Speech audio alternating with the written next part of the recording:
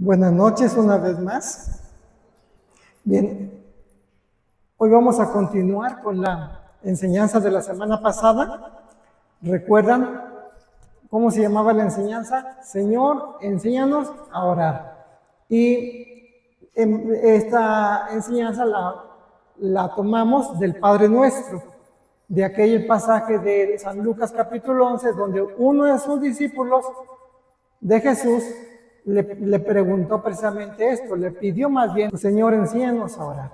Y Jesús dijo, cuando oren, digan, Padre nuestro que estás en el cielo, santificado sea tu nombre, venga a nosotros tu reino, hágase tu voluntad en la tierra como en el cielo.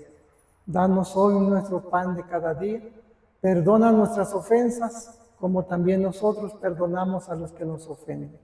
No nos dejes caer en la tentación y líbranos del mal. Amén. Y entonces los discípulos estuvieron muy atentos y aprendieron esta oración. Esta oración se le conoce también como la oración del Señor.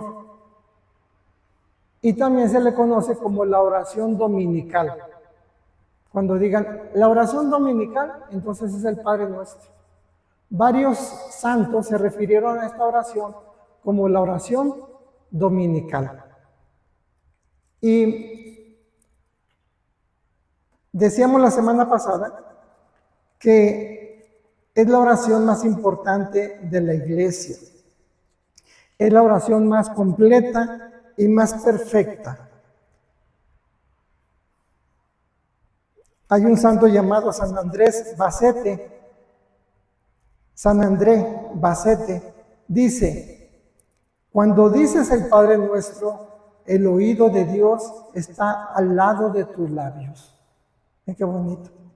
Entonces, Dios está cerquita ahí, escuchando, ¿verdad? Santo Tomás de Aquino. ¿Han oído de Santo Tomás de Aquino, verdad? Dice, la oración dominical es la más perfecta de las oraciones. Y entonces, en esta oración dominical, la oración del Señor, del Padre Nuestro, encontramos mucha enseñanza sobre cómo debe ser nuestra oración.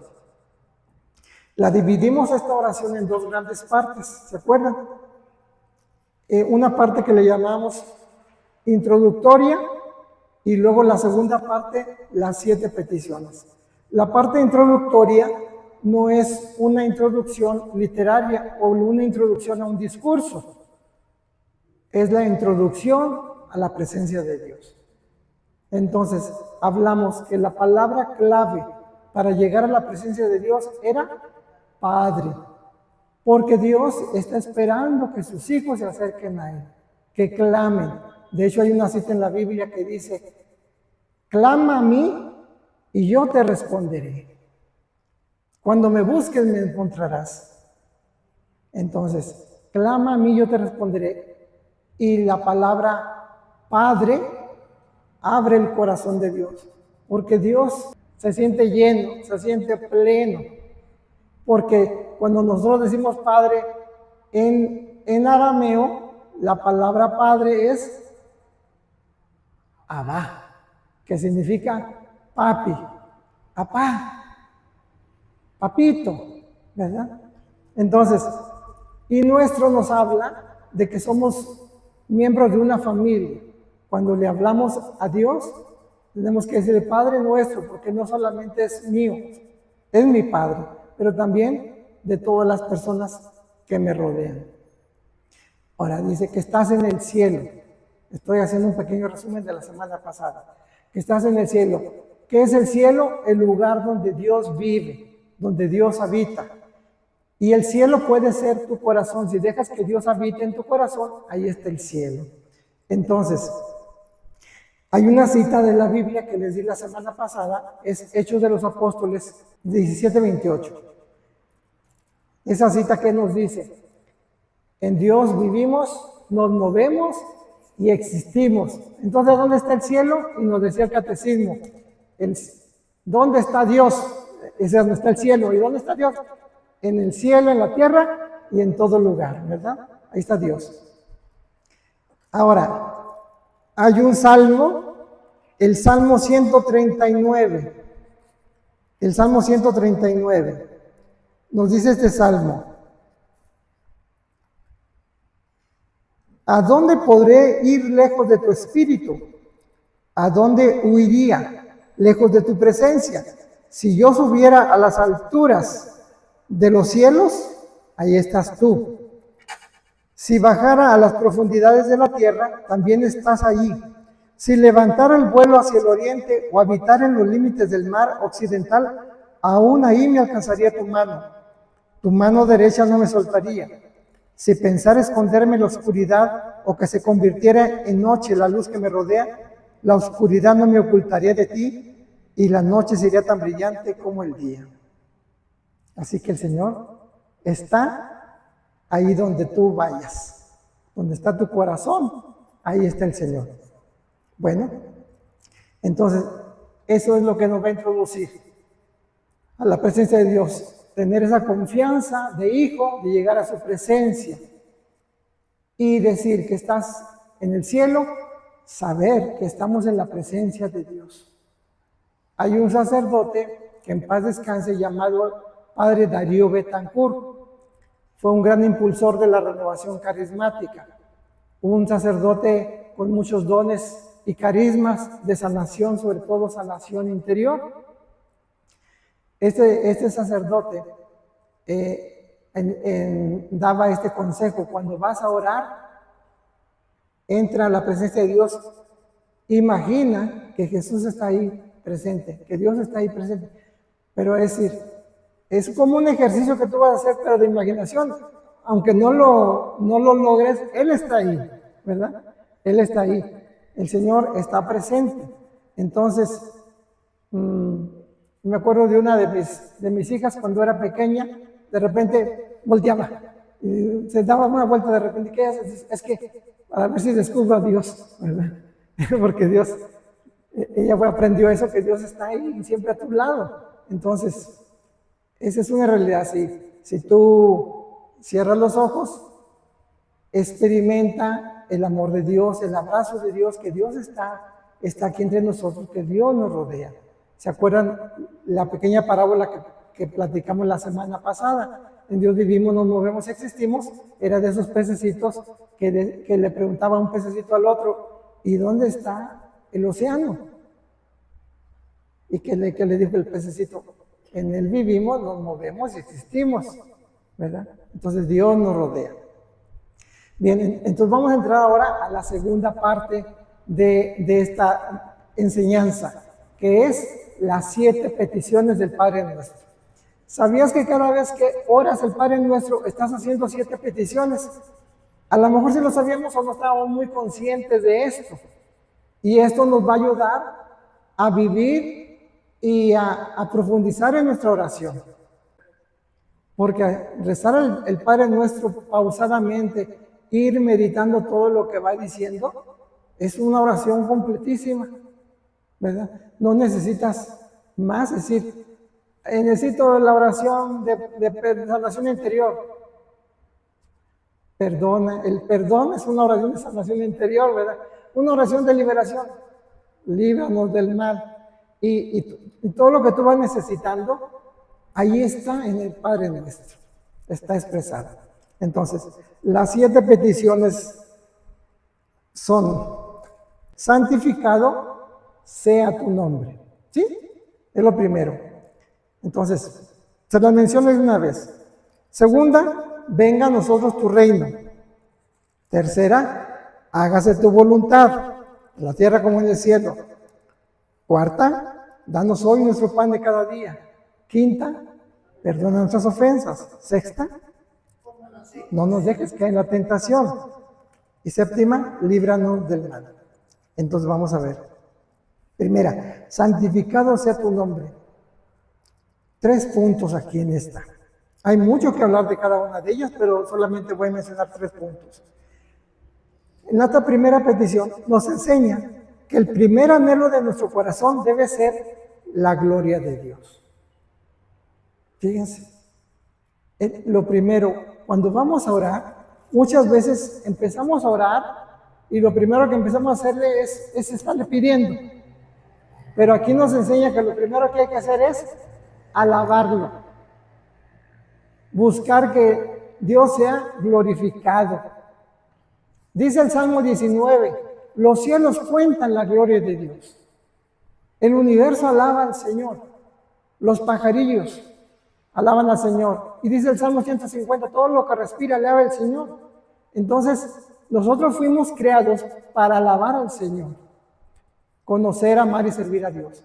Hemos sido creados para la alabanza de su gloria, dice el primer capítulo de Efesios. Entonces, lo primero es alabar al Señor. Ahorita que iniciamos la oración, ¿con qué tipo de oración se inició? Fue una oración de acción de gracias, ¿verdad?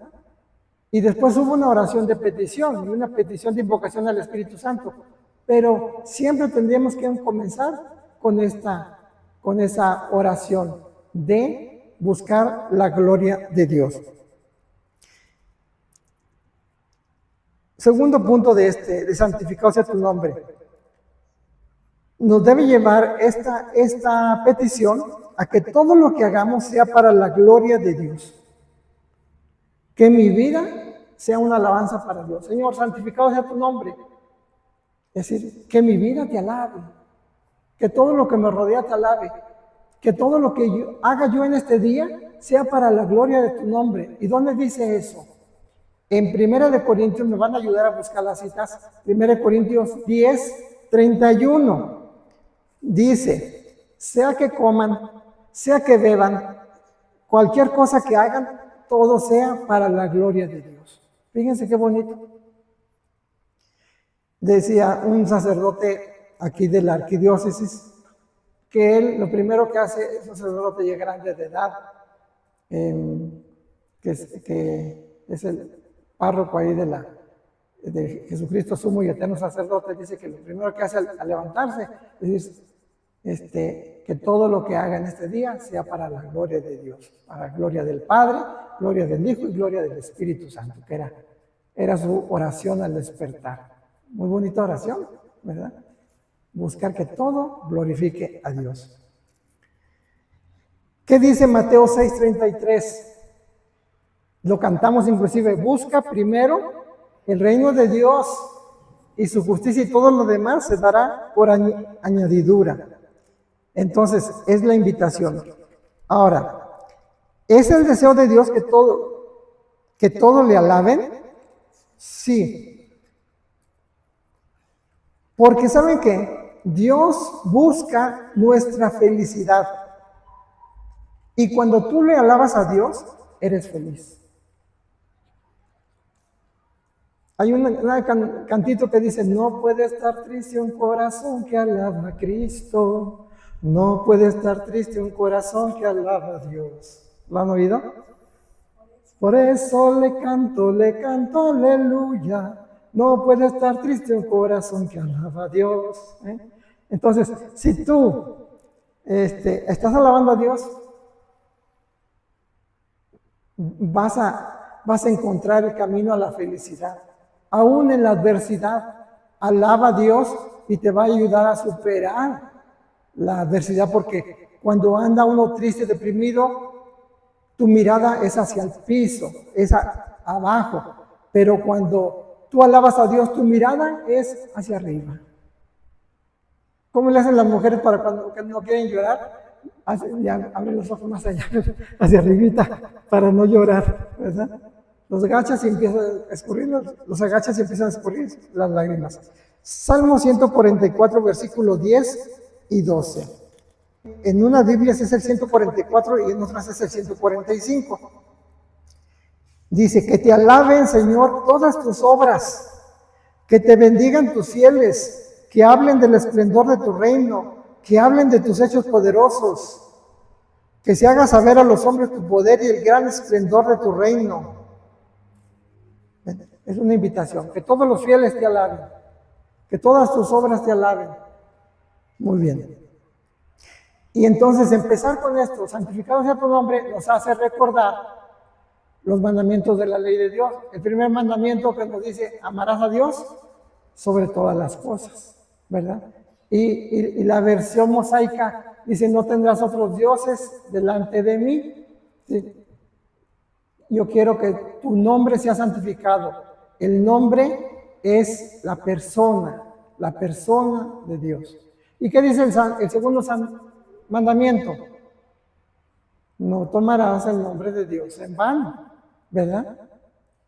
Entonces, Señor, que mis labios, no solamente mis labios, mi vida, te santifique. ¿Qué dijo Jesús? Ustedes son la luz del mundo, son la sal de la tierra. Que sus obras, cuando las personas los vean, le den gloria a Dios con tus obras. Eso viene en San Mateo.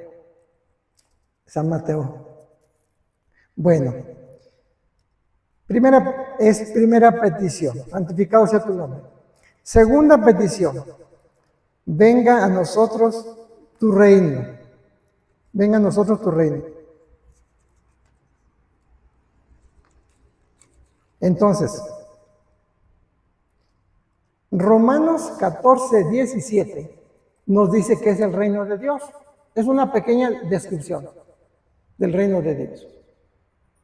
Dice que el reino de Dios no es comida ni bebida, sino justicia, gozo y paz. Ese es el reino de Dios.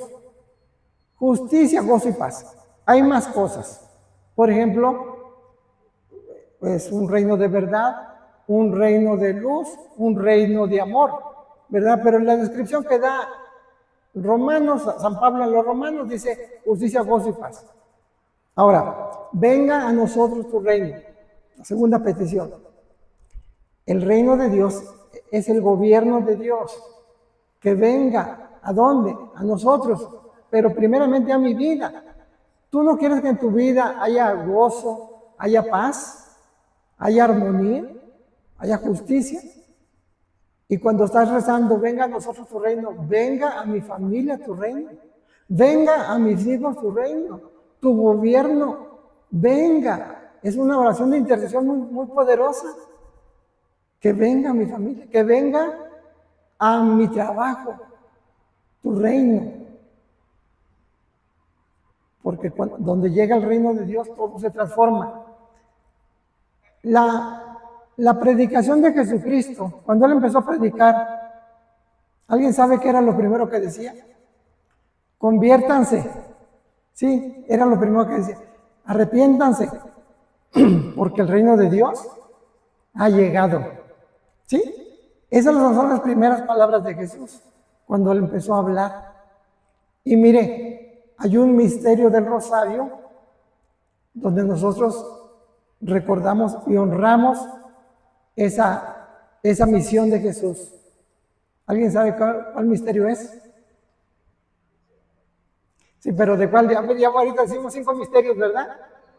Luminosos, ¿verdad? De los misterios luminosos. Que Jesús fue bautizado y después de ser bautizado, ¿a dónde se fue? Al desierto, ¿verdad? A prepararse, 40 días de oración y ayuno. Y luego, después de venir del desierto, empieza a proclamar el reino de Dios. El evangelio, la palabra evangelio significa buena nueva. Es la buena nueva del reino de Dios. Cuando nosotros empezamos a leer Hechos de los Apóstoles, lo que ellos evangelizaban, decían, y proclamaban la buena nueva del reino de Dios, ¿verdad? Y eso es maravilloso, porque el reino de Dios también lo podemos encontrar en las bienaventuranzas. Bienaventurados los humildes, porque de ellos es el reino de Dios. Bienaventurados los pobres de espíritu, porque de ellos es el reino de Dios. Bienaventurados los que tienen hambre y sed de justicia, porque de ellos es el reino de Dios. Entonces, ahora, aquí tenemos que nosotros que pensar esto. Cada petición es orar y colaborar. Por ejemplo, santificado sea tu nombre, y yo oro y busco y colaboro buscando que el nombre de Dios sea santificado.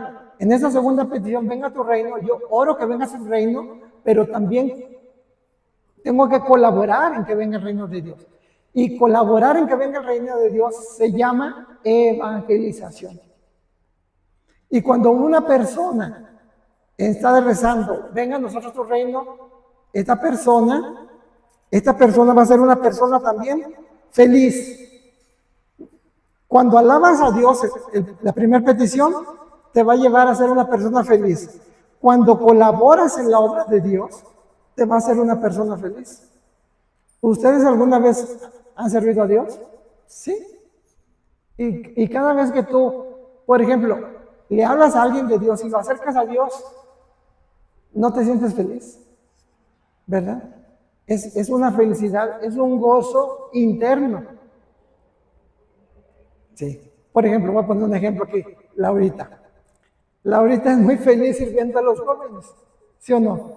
Aunque le cueste trabajo porque se tiene que salir antes del trabajo y tiene que venir y preparar los molletes y eso, pero hay una alegría en su interior.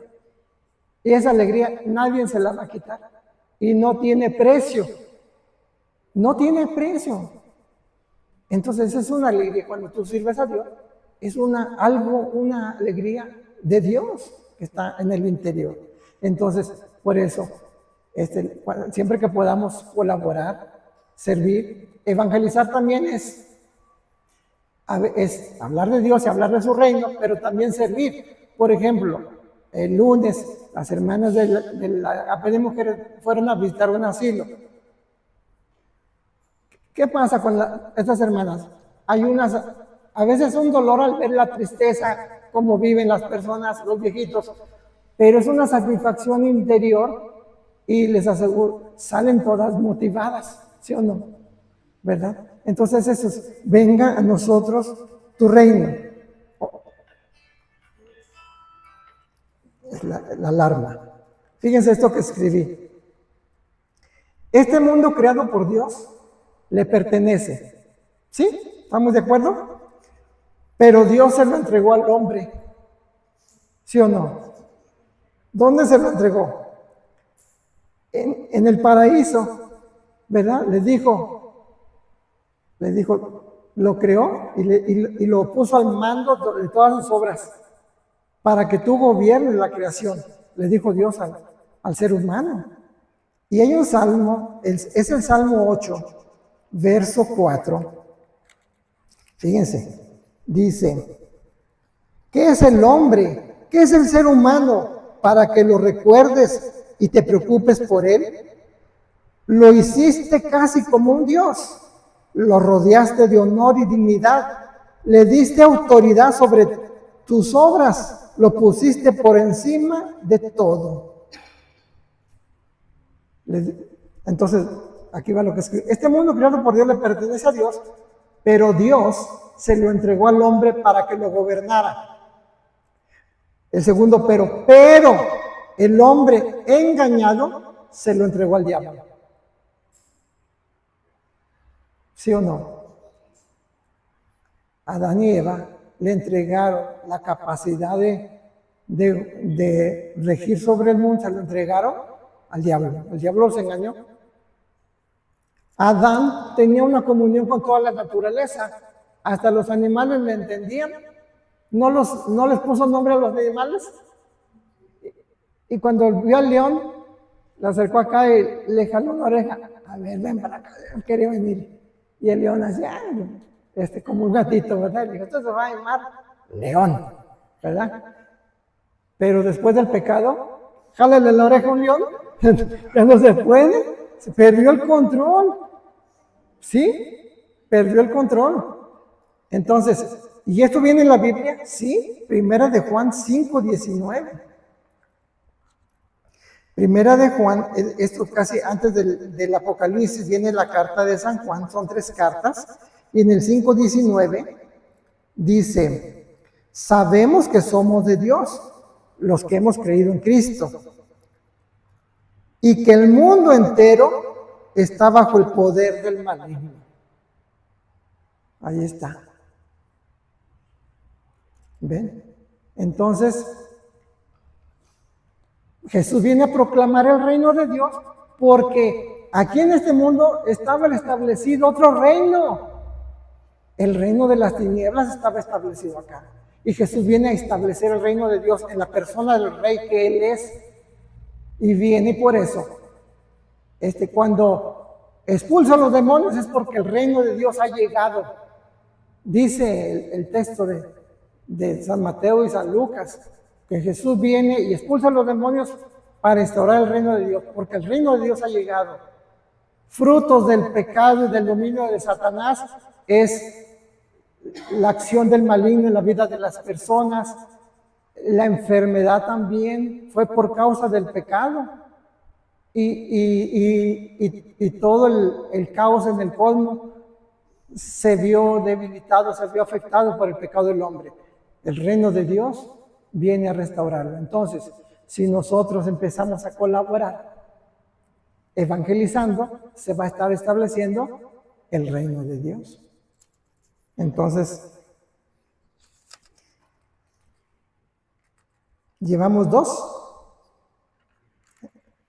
Fíjense, con 12, santificado sea tu nombre.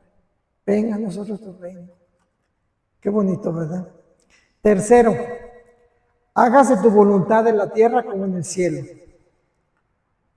Voluntad. ¿Cómo es la voluntad de Dios? Nos da una descripción también. San Pablo a los Romanos capítulo 12, versículo 2. Dice, la voluntad de Dios es buena, agradable y perfecta. ¿Cómo es la voluntad de Dios? Es buena, es agradable y es perfecta. Cuando estás en comunión con Él, con Jesús, pero si te domina la carne, la voluntad de Dios no es nada agradable, porque va en contra de los deseos de la carne.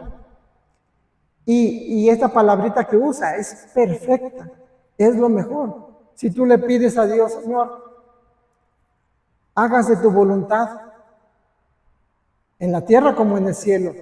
¿Y en la tierra quién está? Nosotros, mi familia. Hágase tu voluntad en mi casa, hágase tu voluntad en mi trabajo. Aunque a veces cuesta. Cristo vino al mundo para hacer la voluntad del Padre. En San Juan 4:34, cuando Jesús pasó por Samaria, ¿se acuerdan? Y los discípulos se fueron a comprar alimento y él se quedó en un pozo y llegó una mujer, ¿verdad? La samaritana. Y luego cuando llegan los discípulos le dicen, maestro, ya comimos, pero te trajimos parte de la comida. Y dice, yo ya no quiero. Pero ¿qué comiste? Dice, mi alimento, dijo, es hacer la voluntad del Padre. ¿Y hacer la voluntad del Padre le costó a Jesús? ¿Le costó? ¿Se acuerdan de esa oración que hizo en Getsemaní? 3 veces la hizo. Abba, si es posible que pase de mí este sufrimiento, este cáliz, pero que no se haga mi voluntad, sino tu voluntad. La voluntad de Dios es perfecta. Entonces, no dudemos cuando sepamos cuál es la voluntad de Dios, hacerla. ¿Por qué? Porque aceptar la voluntad de Dios nos hace felices. Aceptar la voluntad de Dios. Si tú estás luchando en contra de esa voluntad, vas a ser una persona muy infeliz. Ponte en manos de Dios, Señor. Tú lo puedes cambiar todo. Tú lo puedes transformar. Hágase tu voluntad. Siguiente. Ahora, un comentario. Estas primeras 3 peticiones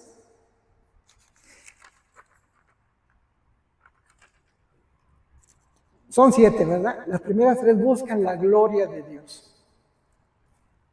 Y las siguientes 4 se busca la gracia de Dios para nosotros. Es decir, las 3 primeras son eternas y las otras 4 son temporales. Sí. Estamos buscando la gracia de Dios para nosotros. Allá estamos buscando la gloria de Dios. Venga a tu reino, santificado sea tu nombre, hágase tu voluntad. Siguen las siguientes 4.